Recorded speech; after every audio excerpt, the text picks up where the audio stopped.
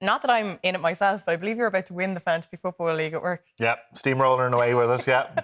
One man to thank again, Jamie Vardy. You know, we'll talk about him later on, but... You've been the beneficiary of a Vardy party. Yeah, I'm going to get a Jamie Vardy number 9 Virgin Media t-shirt just to celebrate the occasion. What is the secret to winning the Football League, the Fantasy Football League? Luck. But do you have to be on it? You had a team, didn't you? I had a team. I had a team in my former workplace, and I paid a sports colleague to manage my team for me. You and it paid a colleague to manage it? I've never heard of it. Well, yeah, and it did quite well. It was doing better than his own team because he was spending so much time focusing on my team. So it didn't win it, though. It didn't win it. You get what you pay for. But do you have to be across it all the time? Like, you've got to be changing your players quite a lot. Kind of do, yeah. Okay. Or just lie, cheat, steal and win. So you've no secrets to how to win. That's the Chambers way. No, just to rely on Jamie Vardy.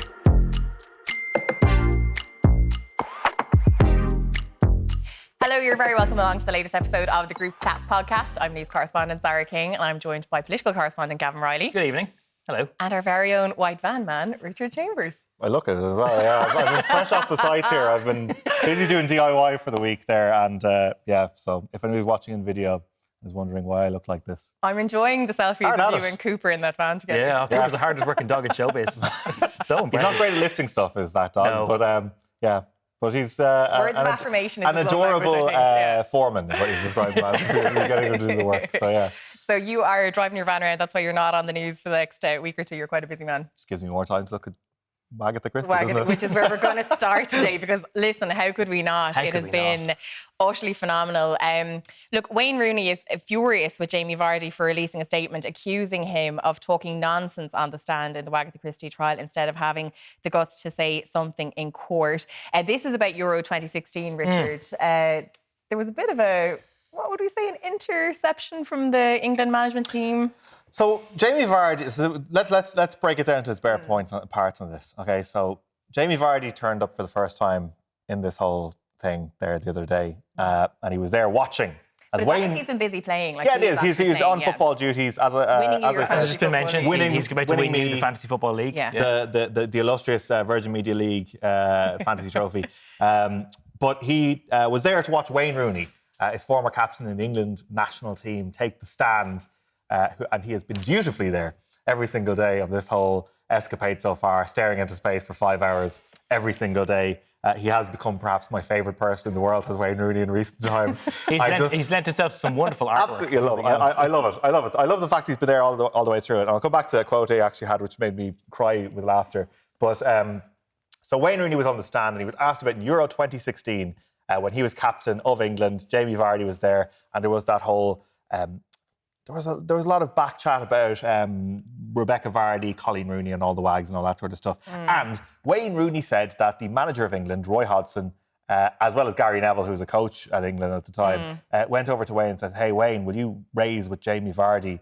You know, there's been a disquiet about some of Rebekah Vardy's activities bringing a lot of..." The quote was she needs to calm down. Yeah, which is very... It's a bit triggering. Yeah, it's very loaded words. Yeah, it is. So Wayne said, "All right, I'm the captain, I'll go do this." So he sat down with Jamie Vardy. He says that Rooney was having a coffee and Jamie Vardy, very much sticking to character, was drinking a Red Bull. And he basically said, as he said, "Could you just ask your wife to calm down with all the extra activities? We're trying to win this tournament or whatever." And Jamie Vardy then took the extraordinary thing. This never happens. He released a statement mid-court case. Like outside the court, which wasn't admissible in court. For a court case which all centres around the relationship between Jamie Vardy's wife and her agent and how interwoven their lives were, that Jamie Vardy's instinct was to go to a PR team and issue a statement mid-trial trying to contest some of the stuff which was being said in court in an inadmissible way. Incredible. It's just sensational. I don't know what the judge is going to make of this, but it really just shows, I suppose, you have this Rebekah Vardy versus Coleen Rooney thing, and then you have Jamie Vardy versus Wayne Rooney, even though they exchanged a very curt nod, I understand, when they first caught eyes with each other across the courtroom there the other day. But my favourite thing was in Wayne Rooney, who we noticed last week was there every single day, all the way through, holding Colleen's bag, holding the door open for people to walk past. England's record goal scorer, Man United's record goal scorer, just becoming this bag hand holding, door holding man, staring into space and learning a lot more about media law than any of us ever will learn. Yeah. But he effectively expressed astonishment Someone that apparently was hearing for the very first time. I was just going to say, I'm really surprised that Wayne Rooney was sitting in court basically hearing about most of this for the first time. I mean, for a man who's been so diligent and by his wife's side, have they not discussed this at home at all? Has he been so diligent and by his wife's side? Well, just the last 2 weeks, like Gavan. Okay, fair enough. Yeah. He says, me sitting in this courtroom is the first time I'm hearing almost everything on this case. This week is really the first time I've had any understanding of what happened. Dr. Francis Ryan also quote tweeted this saying, I'm sorry, but I'm absolutely gone at Wayne Rooney's admission that until today, he had essentially no idea what the Wagatha Christie trial was all about. Coleen blatantly told him they were going down to Alton Towers today. And he's just found out that he was going to the High Court today by surprise. But Gav, do you believe that? Come on, like you and your wife talk about everything. People talk to their partners about. If you're not going down the High Court with your partner without having some idea of the contents of what you're about to hear. I do find it hard to think that whatever about in the run-up to the whole sting operation and it's Rebekah Vardy's account moment, I find it very hard to believe that in the 2 years since that there wouldn't have been some chat. Oh, she's like, oh. No, sorry, it is important to say I'm about to be sued over this. Yeah, and that they wouldn't have had the whole. That she did say she didn't tell anyone while she was doing the sting operation, not even her husband. But that for Wayne not to know about anything of the background until he goes to court when there's been like 2 years between the whole thing happening and the courtroom, I think is mad. What I also think is mad, by the way, is that, like, if you can imagine an international football tournament, and like we know how we love in the rare occasions when Ireland is at one and it's the whole country's focus, but we know how into being in soccer tournaments England fans get and the English media get. And the idea that the manager of an England football team at a tournament is so distracted by the behaviour of one of the players' wives or girlfriends that he has to take the squad captain aside and say, can you have a word with your man to get his missus to basically not be around as much because she's legitimately hampering her efforts? That is wild. Yeah. And what's particularly useful, of course, in all of that is that Rebekah Vardy at the time was writing a column about being a wag at the tournament for the Sun newspaper, which is also the same outlet in which all of these Coleen Rooney non-existent stories actually appeared, apparently through the conduit of Rebekah Vardy's account. So Curiouser. Yeah, I actually was at the Euro 2016 tournament. I was covering it for news at the time. I don't remember any of this, though, I have to be honest. I was scratching. We had other things going on. We had all the focus here was on Ireland. It was really, and I suppose like the Irish fans were just so phenomenal. They were such a kind of a big thing at the time, so it was really, really huge. Just a couple of other things that happened since we last recorded last week. I mean, the day after we recorded, Rebekah Vardy was reduced to tears in court. She broke down crying. I mean, she's had a couple of moments like that along the way. It's kind of, sometimes it's hard to remember, it's easy to forget that actually she's the one who's taken this case and you know, denies being responsible for leaking and is suing Coleen Rooney over this. But it's just, it hasn't been a great 2 weeks for her. No, it really hasn't. I mean, would you not? If you're Rebekah Vardy, you're kind of regretting. Tell you what's been worse. Who's this? Who's that supposed to be? Oh my God. Does that look like the person who is the head honcho of Richard's fantasy football team? Does that bear any resemblance at all? I think that's to England and Leicester City's Jamie Vardy. For Jamie Vardy. That's very abstract, isn't it? It's very. It's like a Picasso version of Jamie Vardy. Unbelievable. It's like they basically put all the features on a page and just decided, that'll do. There's another one that I think it's quite a flattering one of Jamie Vardy. There's this one as well from yesterday. This is like a group picture of 4 of them. Look, this one. That looks like Edwin Poots. That's Sean Bean, or somebody suggested that it's David Coulthard, the former. David Coulthard is Formula good. It's got driver. the square jaw. I do think it looks like short-lived Democratic Unionist Party leader Edwin Poots. Well, I think that's generally the vibe. Jamie Vardy looks nothing like that. I'm very sorry. Yeah, I think that's a better looking than Jamie Vardy, though. I think that whoever's done this is quite complimentary. A bit more stoic version of Jamie rare Vardy. for these courtroom sketches. Yeah, the Wayne Rooney ones were pretty awful. Still love them. They're not getting I have a wallet full of them. though. They're not improving. They're there with the group chat badges. Rotating screensaver. They're there with the group chat badges that you're going to be giving away shortly. God bless them. Just in terms of Coleen Rooney speaking in court, she said that she decided not to go to Vardy before posting the accusation in public. She said, I know it sounds tough, but at the time I didn't think she would tell the truth even if I confronted her. She also feared that Vardy would try to brief a friendly journalist if she had advance warning. I mean, I suppose if she had that relationship with Well, I think, I think that's what they've been working to show. I think the most explosive thing we saw so far, in my view, was the treasure trove of the screenshots of the private stories that Coleen Rooney had posted to try and ensnare the person who was leaking all these stories to the Sun. There was also the text messages between Rebekah Vardy and her assistant, Caroline, and doesn't look great. Are those screen grabs? Are they not basically just case open and case closed straight away? Like, if the whole ethos was, if Coleen Rooney said, I posted these pictures, only one person saw them, it's Rebekah Vardy's account, and she's got screen grabs to prove that was the case, is that not the ball game? Unless it's... Well, the agent, though, is obviously the... It's all about who actively accessed the account and leaked it, and whether or not, if it was the assistant, whether or not she had the agency from Rebekah Vardy, that she believed she was doing this with the implicit approval of Rebekah Vardy. Oh, can't wait now for... The judgment is going to take a couple of weeks. The closing statements are going to be absolutely extraordinary. I can't wait. That's like, I don't know, royal wedding level of television, to be honest. I think you have to tune in for what's happening, what's coming down the line. I hope whenever we do that, we do send Deborah Naylor, our court reporter, back. Yes. Oh my God, extraordinary work from Deborah Naylor. She's been doing brilliant for the last 3 days. When we realised that Deborah was over there, we were like, oh my God, this has been a phenomenal... What a gig. What a gig. What a gig. And she's done an amazing, amazing job. I suppose, just before we wrap up on it, like, just your overall thoughts before we get those closing statements. Do you think, if I'm Rebekah Vardy, I'm going to be honest, I'm regretting taking this case? I'm not waiting 2 weeks before I decide what happened here. This is case closed. Good luck. Good luck. And why would you instigate this case? Why would you do it? I think that's the question which everybody is asking. It's like, it doesn't matter what actually comes out of this. If Rebekah Vardy wins this case, was it worth it? Probably not. There's a lot of material out there which I think has probably harmed her reputation. So even if she wins, she loses?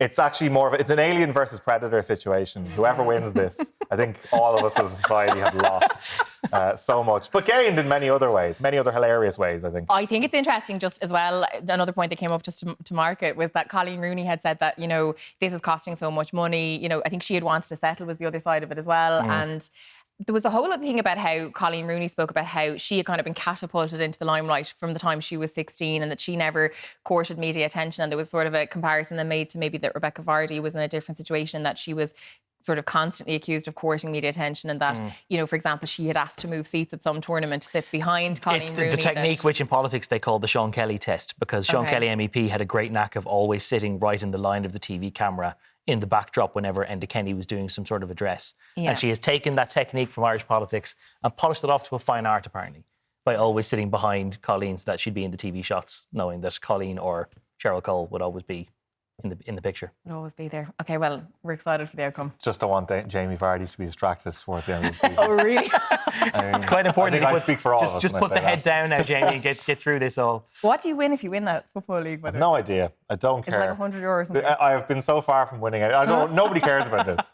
You could ask our boss, Mick McCaffrey, who actually won last year's one. Did Mick win last year? Mick won last year's one, yeah.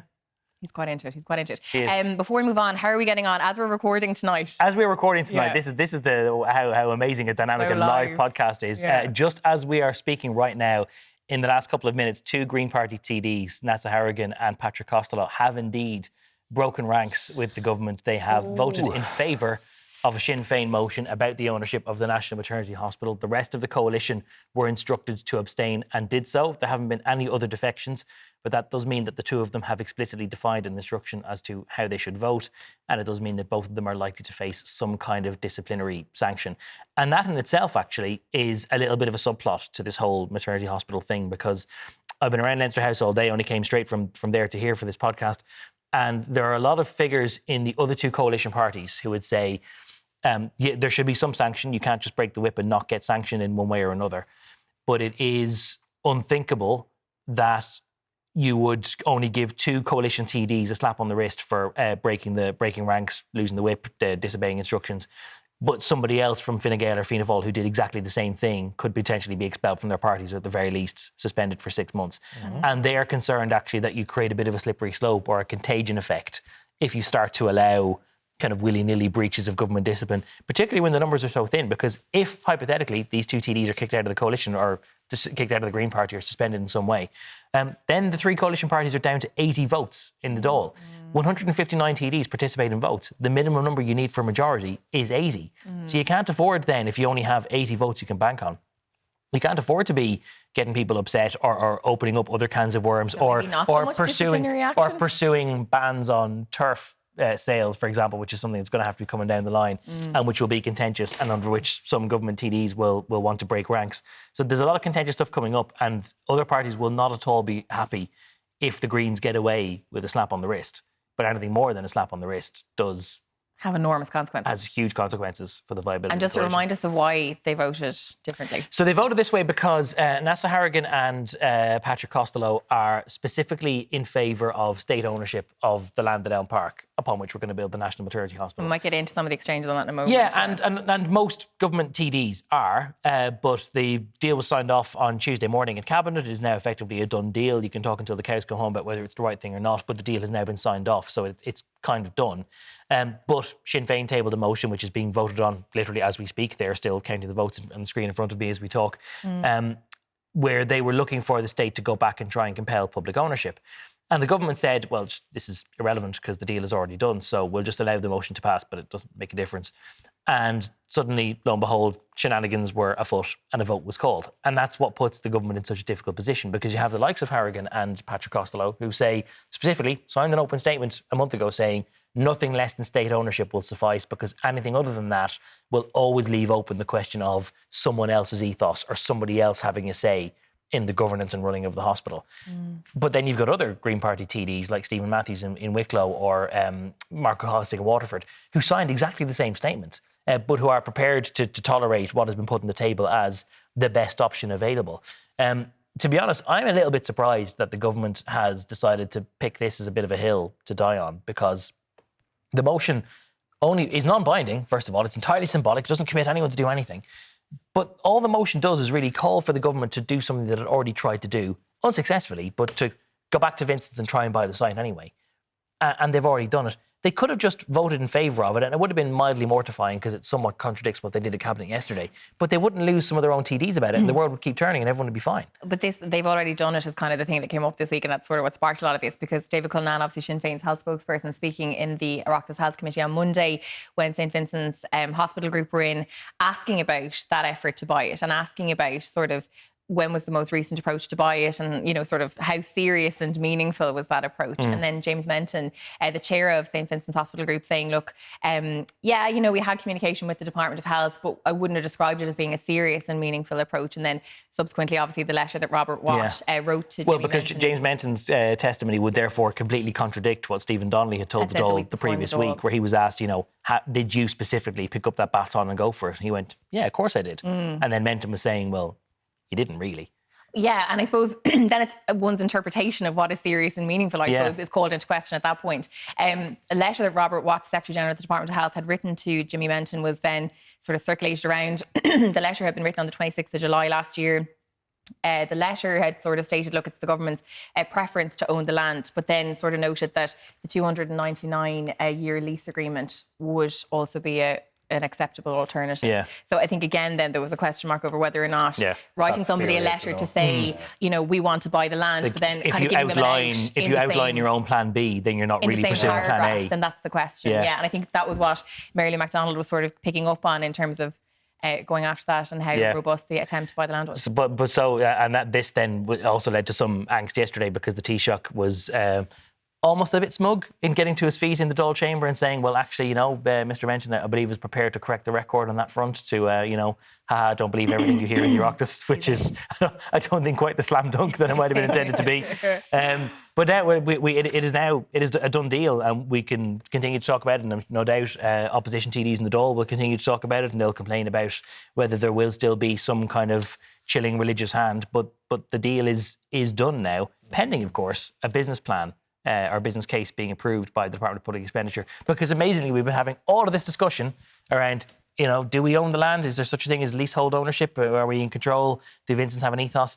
And in the middle of all of that, the government hasn't actually said, yeah, this is good value for money, we sanction it. The likes of Dr. Peter Boylan described it as a dark day for women's healthcare there, Richard. There's been a lot of people who are quite upset and disappointed by the outcome of all of this. Certainly are. I was at the protest outside the Dáil over the weekend, last weekend, and some very, very strong feelings there amongst the people who were very much of the view that it should be a public hospital, fully publicly owned hospital on fully publicly owned land. Also very much staking out that this is something that they're prepared to go to the wall on, that they're going to vote on this issue. They specifically targeted Green TDs and Green ministers around the cabinet table, saying, look, if you don't do this, if you don't, you know, go against this deal, we're going to remember it and you're going to pay the price then when it comes back around to election time. You had some very, very long-standing campaigners, Alva Smith, for example, amongst them, who are all there. Big turnout, a lot of different ages represented as well. Alva for many years, actually. Yeah, and Did she bring any sheep that she can now graze on the commons of Dublin as a free woman of the city? Oh, yes, of course, yeah. Of course, yeah. But no, I thought it was interesting that there was a big spread of ages there. A lot of people now who will have... I spoke to one woman who was in one of the mother and baby homes. Stuff like that. People very much scarred by their experiences previously under the Catholic Church in this country. And I think that they don't feel that the government ever was serious enough about addressing their concerns about it. The government will obviously say that it doesn't feel that their religious influence is anywhere near there. But you have to say there is definitely a disconnect in how a broad swathe of the public has taken all this and how the government has intended them to take this. And I don't know how that all plays out, but I do feel that there's probably going to be an element of added rancour and added anger, I think, which is going to stick around for quite some time on It this. does beg the question as to what the government thought it was actually doing, or what was the purpose of the fortnight change. Because even when there was talk of, between this episode and last, there was talk of some sort of... Nothing changed. Yeah, there was talk of a legal codicil where you would define exactly what was meant by clinically appropriate. And there was talk that was happening and that was that Jennifer Carroll McNeil was working on it. Yeah, drafted it. And then I went to a press event that morning in Salons and asked the Taoiseach, so what's going on? Are you doing it or are you open to changes? And the Taoiseach was like, well, no. Because personally, I don't think that there is anything here to misinterpret, so I don't see the need to clarify it. And that was that, book closed. And I'm told as well that the Department of Health was completely blindsided by that report and was pretty aghast to learn in a newspaper that there was a legal addendum being added to something which it had shepherded thus far. So it was entirely news to it as well. But what is the point of the fortnight's delay if the only thing you're going to do is explain it more? Because then a lot of people will hear that as... Are you saying that the deal is fine and we're just too stupid to understand? Because that's how it comes across for a lot of people who feel very... One place where it did go down infantilized. very well, actually, was in Turkey. Oh, my God. It went down really well in Turkey, actually. Huge fans of the National Charity Hospital. Really, it's lovely to see so much interest in Irish discourse in Turkey. Yes. Good memes. Good memes. Good memes. This, of course, for people who didn't catch it, is the fact that Stephen Donnelly's tweet yesterday, triumphantly boasting about the positive elements of this new arrangement having signed off by Cabinet, was immediately retweeted by 200 Turkish accounts. Apparently precisely 200 Turkish accounts, none of whom appear to have expressed much of an interest in anything to do with Irish politics hitherto. And people are allowed to take an interest in things. And apparently their interest was very short-lived, because as soon as people observed that these 200 Turkish accounts had retweeted Stephen Donnelly's message, then immediately those 200 accounts unretweeted it, detweeted if you like, and then were probably suspended from Twitter altogether. 300, it was something, I think 300 is a figure of accounts which were suspended. Robin Hanrahan had noted this, our colleague. Yes, our colleague in the newsroom, and I was sitting beside him at the time because it was quite funny that he was like, what's going on here now? Why is there so many retweets picked up on this all the time? Other than Stephen Donnelly obviously being big in Istanbul, people said that the explanation from the government and the minister that nobody had paid for some retweets was Istanbul blank, because this is a family podcast. But then people have been putting together the breadcrumbs for all of this, and they've spotted that there's been plenty of other instances where tweets by Fianna Fáil or by Fianna Fáil members, a lot of which are to do with the National Maternity Hospital, have also been picked up by odd numbers of Turkish followers. And even weirder again was that yesterday, after Rob drew attention to this weird action, Rob's own tweet, which was drawing attention to this strange phenomenon, was also seized upon by a legion of 1,000 Turkish followers. Rob is big in Ankara, obviously. For a short period. And then they too detweeted him and went away, which is all very curious. Well, I think I for one think it's excellent to see that we have such an interest in Irish politics in Turkey. I welcome it. It is an interesting thing, though, Zara, isn't it? Though, like it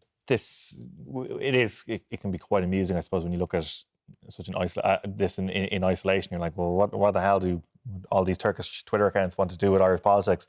But like, if you apply that across the boards, and this happens in elections or in referendums, in live political issues on a bigger scale, perhaps, well, then that can influence really public sentiment. Yeah, and that's a really serious, because we remember like 4 years ago for the referendum on the repeal of the Eighth Amendment, something which the aforementioned Alva Smith was a very vocal part, and like social networks deciding that they were just going to stop taking paid advertising, particularly from outside Ireland, because a constitutional referendum, you're changing the very fabric of the state, and the idea that some foreigner could come along with some money and try to buy influence. And that if you had more money, you could buy more. Yeah, ads, so that was just distasteful. Yeah. But I was talking to a friend of mine who used to work in the security area last night after all of this, and I was sort of treating it as like, God, isn't this gas? Ha ha. And their argument was, actually, this is not quite so gas, because if you did have another highly charged referendum, if there was ever, for example, a referendum on Ireland leaving the European Union, or if there was a referendum on Irish unity, which is something which Leo Varadkar has been openly discussing about the criteria for in the last 24 hours, you would have this prospect of some accounts in the Irish sphere, some influential, some less so, some trusted, some truthful, some less so, all potentially being unwittingly amplified by 1,000 Turkish followers just suddenly retweeting your stuff and giving it legs in ways and prominence that it shouldn't otherwise have. And that is actually slightly less gas. And if it came to the genuine future of the country and whether we had a 32-county republic or not, the idea that the whole thing could be swayed or manipulated by somebody in bad faith manipulating stuff online is actually a bit of a worry. And it is far less gas than we might have treated it as 4 minutes ago. I mean, yeah. Let's have a round of view. I think it's a round of view on it. I mean, look, I think, the fact that there is any sort of like interference across the board is hugely problematic. And we don't know who interfered with that at the end of the day. No, we don't know who's behind any of that. And just to be clear on that, we don't know who or what. And all parties involved, everyone who was the recipient of these retweets has all denied any involvement or same. Fianna Fáil and the government said they both reported to Twitter. Subsequently last night, all the accounts that were involved all seem to have been suspended immediately. So it is being actively looked at. Twitter, I don't think, would have suspended the accounts if they didn't think there was something vaguely malicious going on. All good reason for Elon Musk, though, to be having a good look at all those stats about Twitter spam accounts, because he's changed his mind, has he? Seems to be getting cold feet about it, doesn't he? Remember when I told us a couple of weeks ago that this may not ever happen? You did say that. Then the following week it did happen. Well, I said no. Well, it hasn't happened yet. No, it's only happened when it's closed. Yeah, of course. It only happened when it's closed, so keep an eye on this. But like it's so interesting that he's talking about he wants full audit of how many fake accounts there are on Twitter. And then over here in Ireland, we have 300 accounts suspended for retweeting our health minister's video on the National Maternity Hospital. One to watch. He might get wind of this. If Stephen Donnelly is the person who takes down Elon Musk's purchase of Twitter, then the Tesla Huns will be out in force, to an unbelievable degree. I'm sure there are Tesla Huns, or they're probably Tesco Bros more likely, but I'm sure there are some Tesla Huns as well. Tesla and Tesco Huns. All sorts of Huns. But he's definitely, Elon Musk is definitely getting cold feet about the whole thing. Like, he's now having, open spats. Do you remember, when we talked about this a few weeks ago, it was how he had, one of the preconditions was that he could not disparage members of the Twitter staff. And now, one of the senior figures in Twitter is saying that there is no way that an outsider, the likes of which Elon Musk wants to appoint, could properly ascertain the number of fake accounts, because you would need access to metrics which only Twitter internally can provide. And so you have this, not maybe the CEO, but the CTO or some major figure in Twitter who's posting a thread about how you can't prove or disprove this figure. This is our best estimate. And Elon Musk is replying with the poo emoji. He's almost doing his best to get cold feet. To either negotiate down the share price below what he offered a month ago, or that he's now just got cold feet about the whole thing. He doesn't like being the gatekeeper for what is acceptable speech and what isn't, and that maybe the whole thing could go kaput pretty quickly. Well, he did say it was an impulse buy, didn't you?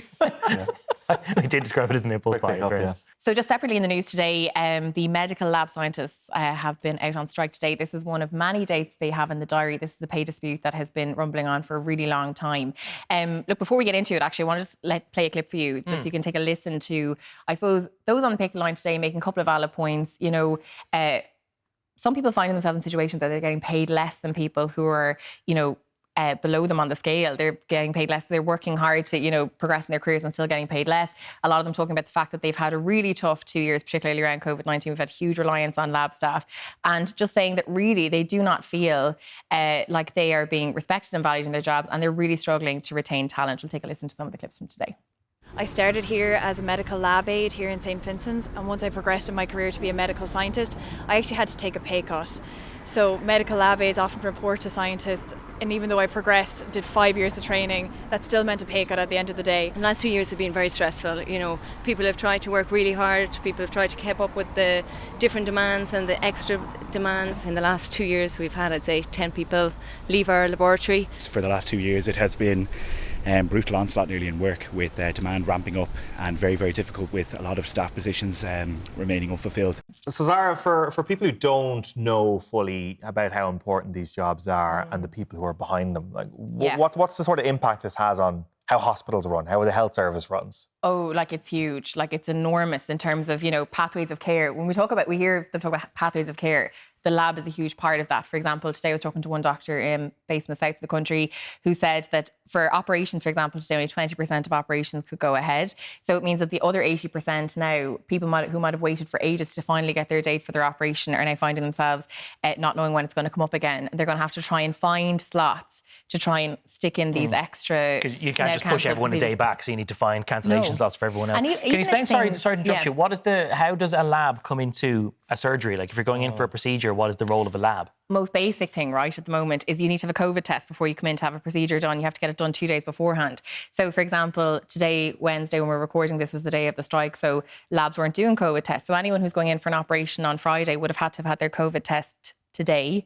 So it means that it does have a knock-on effect. And there's other dates booked in for next. You've got 2 days booked in next week, another day on the 31st of May, and then 2 dates in June. So what the doctors are telling me in the hospital is absolutely they support their lab colleagues. By the way, they're fully, behind them and they back them in all of this. But the reality is it has a massive knock-on effect. Now, they are operating in the labs a small, for emergencies, I should say that as well, that, if there's any sort of emergency care coming through, that basically the doctors will go to the strike committee, make their appeal and it'll work through. But doctors saying that they can manage maybe 1 day of backlog just about, and like I say, they'll try and find slots to put in things. But like if it starts to add up to 2, 3, 4, like you're talking about a massive, massive knock-on effect. And GP services too, because I was at an event earlier on that happened to be somebody from the Irish College of General Practitioners there as well, and they're talking about if you have anyone who's got a general malaise who comes into your clinic and you need to send them off for bloods or whatever, or if you want to send them for a COVID test, which is still quite prevalent for a lot of them. Yeah, no, you just can't do it because the services aren't there. So and it's remarkable actually when you hear some of the people like you had in your Vox Pop, some of the people who are involved working in the front line, just how crucial they are, like as a central hub for everything else that goes on in the hospital, and for their conditions to apparently be so poor, and for the prospects of progression to be so weak, and the fact that they are literally paid less than the jobs that they already had. Like to take a pay cut to get promoted into that job. It's ridiculous. It's just wild. Just to give you another example of that, actually, just really quickly, in Vincent's, 10 people had left the lab in the last year and the jobs are just still vacant. They can't get anyone to replace them. 10 people. So everyone else in the lab is now doing the work of those 10 people who left. Which means that the conditions of those left behind are even worse again. Totally. And just a direct quote from one of those doctors I spoke to today said, not having access to the lab puts patients in a really dangerous situation. So that's, the labs are so, so essential and enormous pressure to get that sorted. Before we go, Ukraine won the Eurovision. They did. Congratulations. They did. I think everyone was collectively expecting that and delighted to see it happening. Richard will now sing us the winning entry. What was the tune again, Stefania? It was very good, It though. was very good. Did you see the video? Yeah. You sent us the video. The video is Bruce, very actually, good. Yeah, so they have a music video recorded in Ukraine in places like Bucha and Irpin, and places we'll have heard in the news. For being It's the a sites tearjerker, I warn you. of if you watch massacres. it. And they didn't want to release the video before Eurovision for fear that they'd politicise it and that they'd effectively, their win would be null and void. So they released it the day after they won. It's absolutely, it's really worth watching. And it seems to have provoked, very strong feelings around Well, it Europe. really did, because of the 39 other countries, 28 of them gave Ukraine their douze pois. Now, not necessarily because the song was all that memorable. Like, it was sort of catchy. You'd sort of hear it and go, yeah, that's that. Like, it's got a bit of a hook. But the following morning, you'd be like, how did that song go again? Wouldn't necessarily remember. But 28 of the 39 gave it the douze pois. Another 8 gave it their 10 points. And 2 more gave it the 8. And the last country, Serbia... What did we give it? We gave it our 12 points. God. Serbia, the country that liked it least, still gave it 7 points. Like, to be in the top 4 for every other participant country, even if it is a sign of musical merit, then maybe it is. I don't think that was probably really the gesture that people were making. But it is actually a sign that there isn't necessarily pockets of Europe that don't buy what's going on, or that they're kind of falling into the Russian sphere, or that they're falling under the influence of what their big neighbour beside them might be saying, that there is almost universal support for them across the continent, which if that was the gesture that people were trying to spread, then was clearly a message well received. Yeah, by and Ukraine. it was kind of nice for people like Volodymyr Zelensky, I think, to have that feeling of support, behind them. I think it's a morale booster, if nothing else. Obviously, it's just been incredibly difficult. He did say we will do our best to one day host the participants and guests of Eurovision in Ukrainian Mariupol, free, peaceful and rebuilt. Now, that was obviously the day before the situation in Mariupol severely deteriorated. There has already been some suggestions put to the Taoiseach that Ireland could step in as a substitute host. Why do we do this? Richard is holding his face like, for those who I know people mean well, but like, why would we get it as opposed to any of the other countries? We're great, Richard. We're Ireland and we're the centre of the universe. Yeah, but like I get it, and people mean well and all that sort of stuff. Yeah. But I just. But also leave it for a week or two before They can we host bring it in up Kyiv as well. like tomorrow if they wanted. Yeah. In Ukraine, they absolutely could. Like, why would we want us to crowbar ourselves into this and steal Ukraine's Eurovision? Bring everyone into Kyiv tomorrow, but I know what you're saying. Like, I suppose the European Broadcasting Unit, I presume or union, I should say, I presume they start planning maybe a year in advance. I did read some of I suppose the work. Yeah. I think there was a little bit of for Italy who's just had it. I think there was a kind of an internal competition where the 17 cities of Italy had a contest to see who would actually have the right to host it. So I presume you don't have to start planning with a specific venue literally on day one. There is a little bit of scope, but definitely it's going to be complicated when you can't be sure what the security situation in Ukraine is going to be at the time. Micheál Martin was asked about all of this, and he was asked, should we offer to step in? Should our famously cash-strapped national broadcaster step in and try and rent a venue which is larger than any than we currently have on the island to host this competition? And the Taoiseach reminded us that actually he was the Lord Mayor in Cork when Niamh Kavanagh won it in Mill Street in 1993 because he managed to find... That was his retort to whether Ireland should step in and host the Eurovision. Some sort of Irish Forrest Gump figure just happening into historical events that they happen. No disrespect, but that's amazing. That's amazing. It's like, here's a thing I was present for. Well, listen, I mean, listing one's achievements, self-praise and all that. How fantastic. Well, listen, we're just out of time, I think. If we did have the Eurovision in Ireland, we could stand outside handing out group chat badges. Yeah. Oh my God, yes. Sorry, so we nearly forgot. So last week, you might remember that our lovely Cillian, who works on the team here at the podcast, made some merch and we're giving it away. With some of our landmark quotes from podcast episodes thus far. 3 winners for the badges. Ella plays cello, KL and Happy Snapper Jack. I'll give you all a message on Instagram and we'll work out a way of getting those badges to you. But congratulations. Do send your selfies of yourselves wearing the badges and let us know which of the 3 badges you prefer, because obviously there is profound internal competition among the 3 of us as to who has the best badge. I think his is the best, but do you think? Oh, definitely. I think your one's the Medium, best. dark, mocha. Even Cooper, aforementioned Cooper, the hardest working dog in showbiz. Cooper wears a Gav badge. Got the best one, definitely. Well, Definitely listen, thank you so much for joining the group chat again for another week. I've been news correspondent Zara King. Thank you, political correspondent Gavan Reilly. Thank you, news correspondent Zara King. Please leave a review. Thank you. And White Fan Man Richard Chambers. Thanks, guys. We'll see you next week. Don't forget, as I said, to leave a review. If you're listening on Spotify, by the way, people have asked us, you can't leave a review on Spotify, but you can rate it. Give us the old 5 stars if you wouldn't mind, and we will catch you again next week. Bye.